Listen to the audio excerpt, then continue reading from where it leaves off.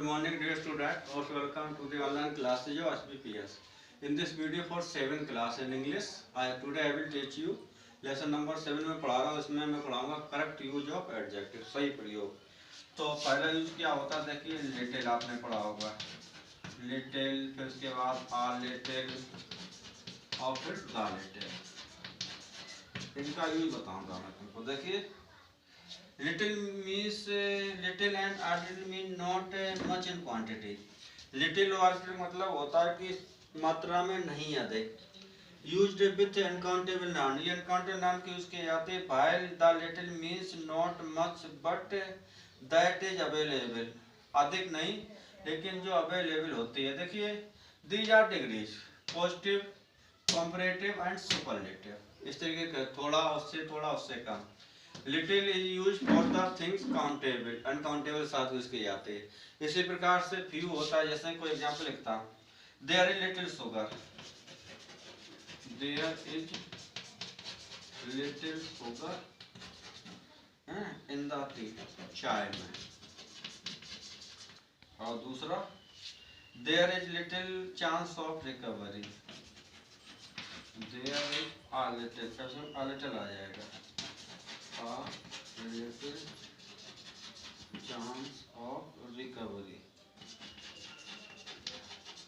और the little देखिए, she spent the little money, उसने बचा दी जो कुछ उसके पास था. सी स्पेंट द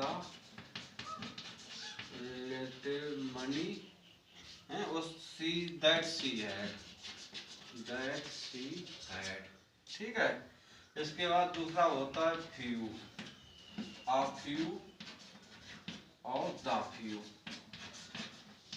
ये हम बोल देंगे जैसे कि वैसे होगा जैसे फ्यू काउंटेबल अनकाउंटेबल हो जाएगा. जो how much and how many, ये अंतर होता है, कुछ नहीं होता. देखो few means not in the number, few का अर्थ होता है संख्या ज्यादा नहीं. Few use with countable noun, while a few means some, लेकिन a few कुछ अर्थ होता है.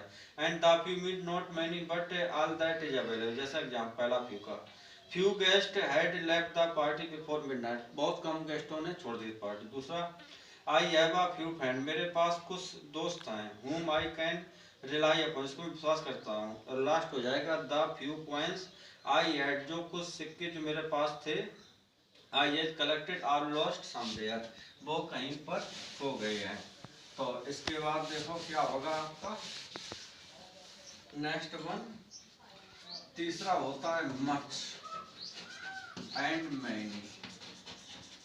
देखो मच मीन्स कुछ होता है अधिक है, मैनी मीन्स भी कई होते हैं. ये अनकाउंटेबल आते हैं, ये काउंटेबल में. ऐसे हाउ मच हाउ मैनी. देखो much refer to quantity, much होता है वो क्वांटिटी को बताता है, मतलब अनकाउंटेबल हाथ में. And many refer to number, many number बताता है, countable noun. Both means more, दोनों का अधिक होता है, मोर इन क्वांटिटी या नंबर. जैसे there is much light in the room, कोई एग्जांपल लिखता हूँ, there is much I light in the room. और मैनी देखो, many student have to wait, many student had to wait. After that fourth देखो, some and any. some means कुछ, any means कोई. क्या होता है कि some use affirmative sentence, some का यूज होता है अफर्मेटिव में होता है. ऐसा कि give me some sugar, मुझे कुछ चीनी दे दो, give me some sugar. while any is used in negative sentence, both any and some can be used in countable and uncountable. any negative में होता है.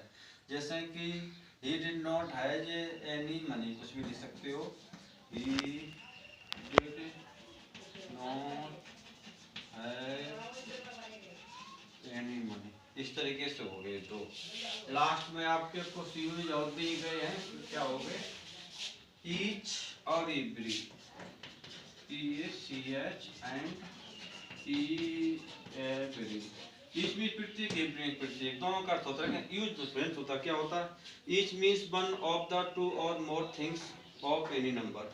इसका अर्थ होता है दो या दो में से, मतलब एक चीज दो या दो से अधिक चीजों में से एक किसी संख्या की। While every means speaking of more than two things together taken in a group में ली जाती है। जैसे each student has his own notebook, each student had his own notebook,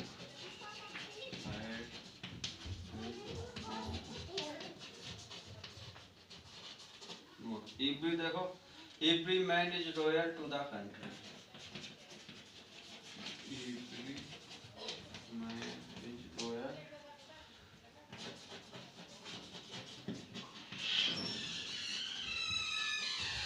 to the country। तो each में वैसे भी कह सकते हो every used where the number is known, जहाँ संख्या जानकारी होते each का, every में अननोन नंबर के लिए लिखे जाते हैं। तो जो कुछ भी मैंने इस वीडियो में पढ़ाया उसे सुन के आपने फिर कॉपी में लिखना है बेटा, ठीक है। यही आपका होमवर्क होगा। That's all for the video, thank you.